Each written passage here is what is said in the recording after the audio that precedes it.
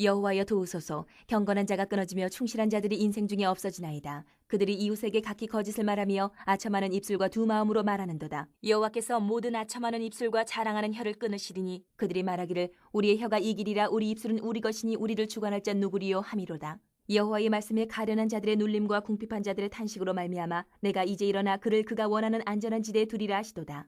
여호와의 말씀은 순결함이여 흑도가니에 7번 단련한 은같도다. 여호와여 그들을 지키사 이 세대로부터 영원까지 보전하시리이다. 비열함이 인생 중에 높임을 받는 때에 악인들이 곳곳에서 날뛰는도다. 변하는 세상, 변하지 않는 말씀, 이렇게 제목을 정해봤습니다. 우리가 살고 있는 이 세상은 그냥 속된 말로 이렇게들 표현합니다. 속고 속이는 세상이다. 속고 속이는 사람들로 가득 차 있는 것이 지금 우리가 살아가고 있는 세상인 것 같아요. 약한 자들을 속임수로 넘어뜨리는 일이 비일비재합니다. 하나님이 말씀으로 창조하신 이 세상인데 그 말씀의 권위는 땅바닥으로 떨어지고 거짓, 교만, 아첨하는 말이 우리 주변에 그냥 가득 차 있는 것 같아요. 그러면 성도는 이런 세상에서 어떻게 해야 될까? 어떻게 살아야 될까? 다들 그렇게 사니까 성도도 그렇게 살아야지. 안 그러면 어떻게 살아? 할 것이냐? 아니면 뭔가 다른 방법을 찾을 것인가? 고민해 봐야 될 것 같아요. 남들이 다 그렇게 사니까 우리라고 별 수 있나? 똑같이 살아야지 어떻게? 그냥 이렇게 생각할 것이 아니라 내가 그리스도인이라면, 내가 성도라면 어떻게 살아야 될까? 고민은 해봐야 될 것 같아요. 고민은 해봐야 될 것 같아요. 오늘 이 본문 시편 말씀은 다윗의 고백이에요. 이렇게 변화무상한 세상 속에서 어떻게 하면 변함없는 하나님의 말씀을 확신하면서 살아갈 수 있을까? 거기에 대한 다윗의 고민이 기록되어 있는 것이 시편의 오늘 12편의 말씀입니다. 그것을 우리가 한 번 더 내 고백처럼 살피고 묵상하면 좋겠습니다. 1절에 여호와여 도우소서. 경건한 자가 끊어지며 충실한 자들이 인생 중에 없어지나이다. 이렇게 먼저 다윗이 시작을 합니다. 거짓말하고 교만한 사람들이 가득 차 있는 이 가운데서 하나님 앞에 날 좀 살려달라고, 날 좀 구원해달라고 간구하는 말씀이에요. 여호와여 도우소서. 경건한 자가 끊어지며 충실한 자들이 인생 중에서 없어지고 있습니다. 나 좀 살려주십시오.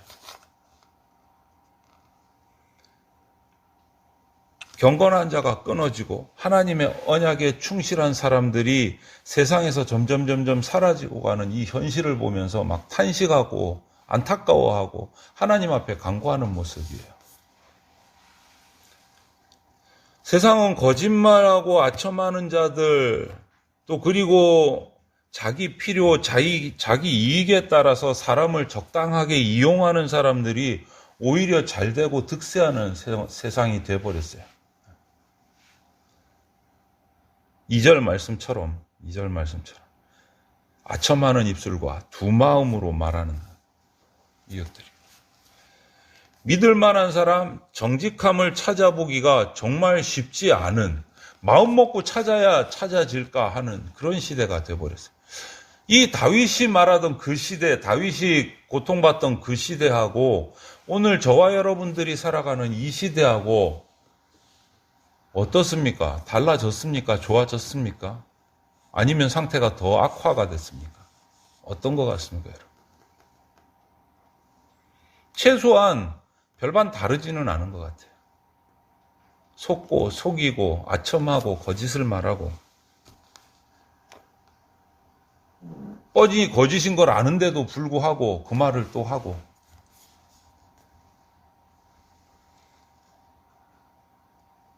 그래서 다윗은 이렇게 고백하고 탄식하고 그러면서 3절 말씀에 여호와께서 이 모든 아첨하는 입술과 자랑하는 혀를 끊으시리니, 이 간구하는 거예요. 끊어달라고. 거짓말하고 자랑하는 혀로 떠드는 사람들 끊으셔서 그들의 자랑이 끊어지게 해달라고 간구하는 거예요. 그런데 4절을 보면 그럼에도 불구하고 그렇게 간구하고 돌아서서 보니까 그럼에도 불구하고 악한 사람들은 교만하고 우리의 혀가 이긴다. 4절의 기록은 우리의 혀가 이기리라. 큰 소리 치고 누구도 나를 잡을 수 없다. 주장하면서 하나님까지 거부하고 모독하는 거예요. 그게 현실이라는 거예요.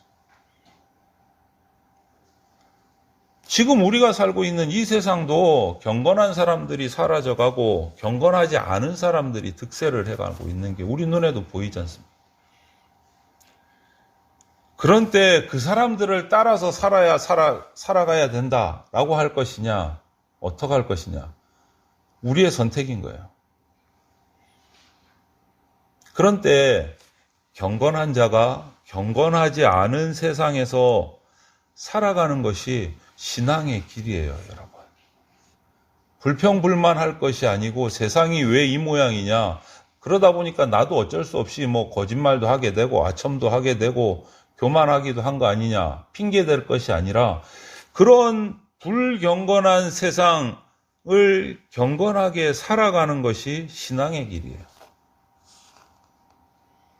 주님이 초청하신 어떤 길이요? 좁은 길. 주님이 들어오라고 하신 어떤 문이요? 좁은 문. 그거를 걸어가는 사람이 신앙인이에요. 그 좁은 문으로 들어가는 사람이 그리스도인이에요. 예수님은 그 길로 우리를 초청하셨습니다. 좁은 문으로 들어가라. 멸망으로 인도하는 문은 크고 그 길이 넓어 그리로 들어가는 자가 많고 생명으로 인도하는 문은 좁고 길이 협착하여 찾는 자가 적음이라. 우리가 가는 길은 좁은 길이고 찾는 사람이 적고 다니는 사람이 적은 길이에요. 힘들 수밖에 없어요. 그런데도 불구하고 예수님은 우리가 그 길을 찾기를, 그 길로 걸어오기를, 그 좁은 문으로 들어오기를 초청하고 계세요.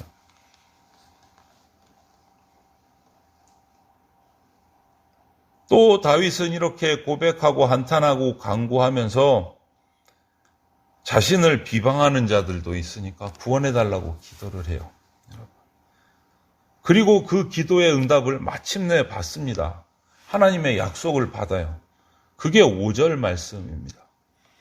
여호와의 말씀에 가련한 자들의 눌림과 궁핍한 자들의 탄식으로 말미암아 내가 이제 일어나 그를 그가 원하는 안전한 지대에 두리라 하시도다. 응답을 받았어요. 기도에서. 가련한 자들과 궁핍한 자들을 안전하고 자유롭게 하실 것이라는 약속을 받았어요. 약속. 이 사람들은 하나님 말씀대로 살려고 애쓰다가 어려움을 당하고 있는 사람들입니다. 그리스도인들의 모습. 저와 여러분들의 모습이 이래야 돼요, 여러분. 이래야 됩니다. 기도의 응답은 하나님의 구원으로 나타납니다. 다르게 나타나지 않아요. 다윗이 기도할 때 하나님께서 구원으로 응답해 주셨어요. 구원으로. 세상에서 거짓말 때문에 상처 입은 다윗이 하나님의 참된 말씀, 진리의 말씀으로 위로를 받습니다. 우리 마음의 상처, 아픔, 여기에 대해서 위로의 말씀, 왜 그 어려움을 겪어야 되는지 깨닫게 하는 그 말씀, 하나님의 말씀, 그 하나님을 만나시기를 바랍니다. 기도의 응답은 구원으로 응답돼요. 이렇게 하나님의 말씀으로 위로를 얻은 다윗이 하나님 말씀에 대해서 또 한번 확신의 고백을 해요. 그것이 6절 말씀이에요. 여호와의 말씀은 순결하며 흙 도가니에 7번 단련한 은과 같도다. 하나님의 말씀은 7번 단련해서 불순물이 다 제거된 완벽한 순결한 은 같아서 아무런 오류가 없다라고 고백하는 거예요. 여기서 7번이라는 말은 이 이스라엘 히브리 사람의 어떤 관습에 7번은 완벽함이에요. 완벽함. 완전함을 뜻할 때 7수를 얘기를 해요. 7.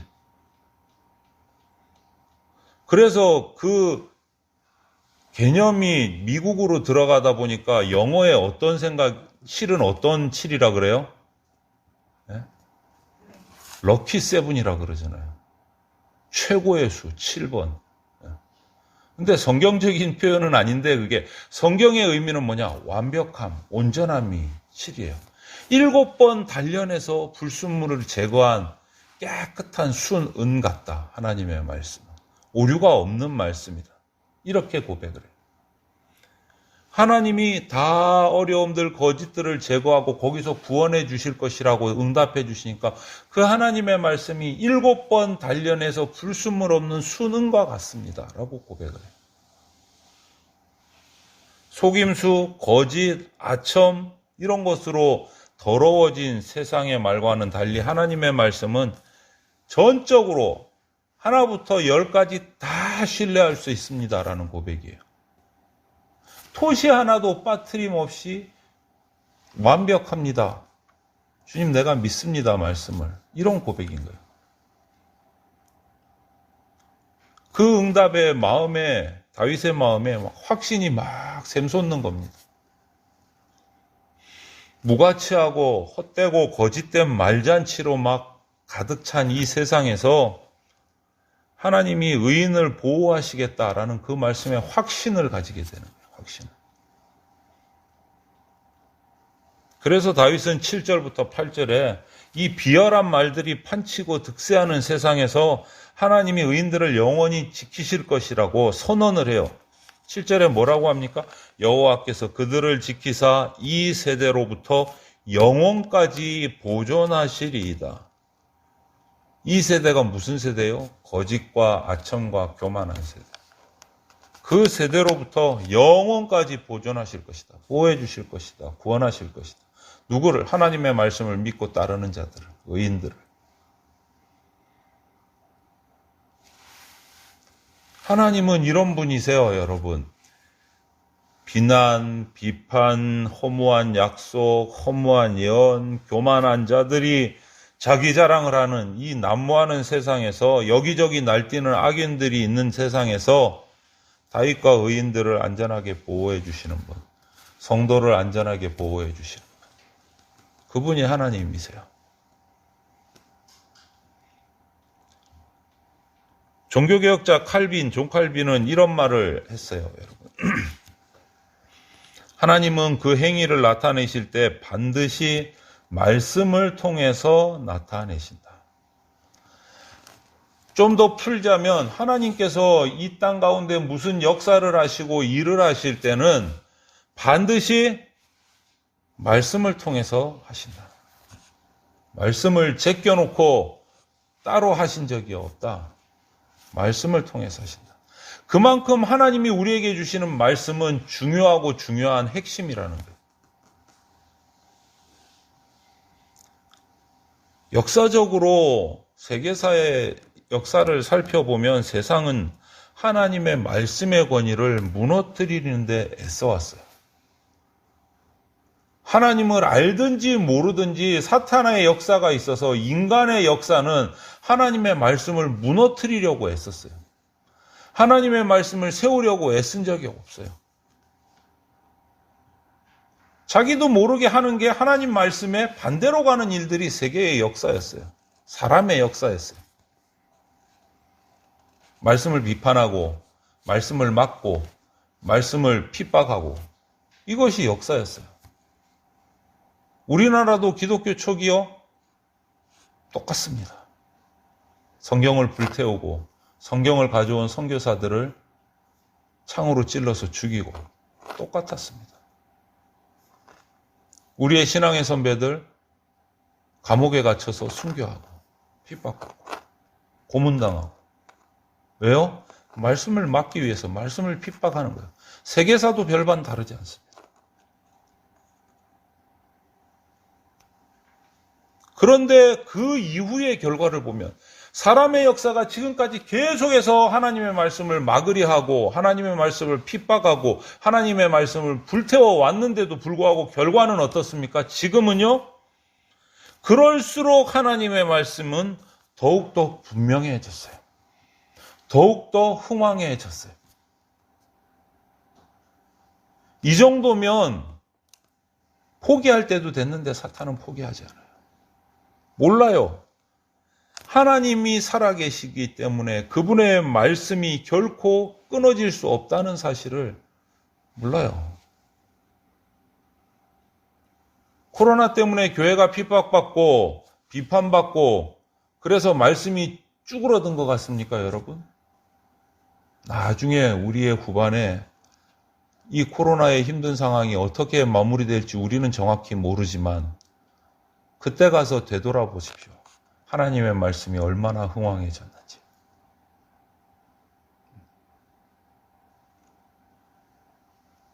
여러분, 하나님과 그분의 말씀은 결코 분리될 수 없어요. 결코 분리될 수 없어요. 하나님의 말씀은 진리라고 말하잖아요. 진리가 뭐예요? 변하지 않는 것이 진리예요. 과거에, 현재에, 미래에 똑같아요. 결코 변하지 않아요. 사람들의 말은 영혼에 상처를 주지만 하나님의 말씀은 영혼을 치유하세요. 사람들의 말은 우리 믿음과 신앙을 막 뒤흔들어서 어렵게 만들고 낙심되게 만들지만 하나님의 말씀은 우리 신앙을 단단하게 세워주시오. 여러분, 세상의 음성을 붙잡겠습니까? 하나님의 말씀을 붙잡으시겠습니까? 하나님의 말씀을 붙잡을 때 거짓은 말씀 앞에서 분명하게 드러납니다.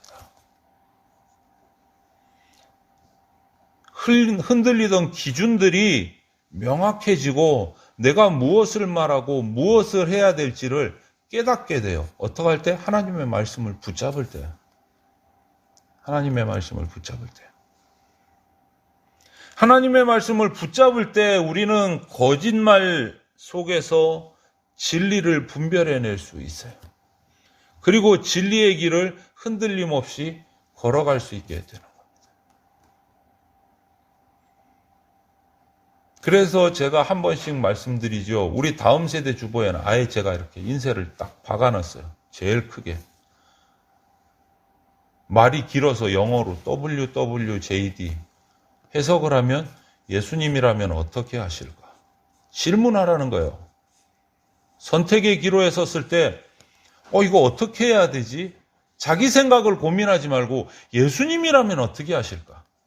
질문하라는 거예요. 말씀을 보라는 거예요. 예수님이라면 어떻게 하실까? 예수님이 뭐라고 성경에 말씀하셨지? 찾아보고 질문하고 그 말씀대로 순종하자는 거예요. 말씀대로 살아가요.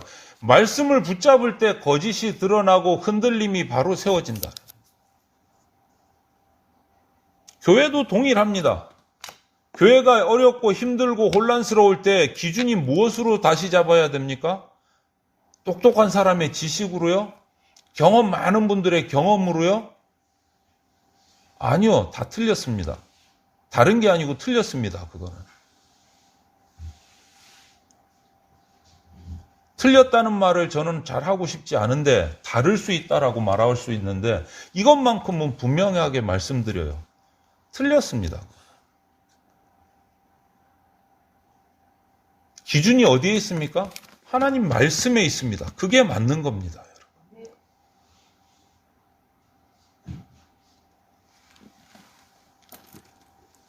이사야 40장 8절에 이런 말씀이 있습니다. 풀은 마르고 꽃은 시드나 우리 하나님의 말씀은 영원히 서리라. 아멘. 하나님 말씀만이 영원히 변치 않습니다. 세상의 그 무엇도 다 변합니다. 다 시듭니다. 다 시듭니다. 무엇을 붙잡고 살아가시겠습니까? 우리 교회가 무엇을 붙잡고 서야 되겠습니까? 세상이 거짓될수록 진리이신 하나님의 말씀을 더욱 간절하게 붙잡고 의지하는 우리 대전 재건교회, 대전 장로교회가 되고 대전 장로교회의 성도들이 되시기를 주님의 이름으로 축원을 드립니다.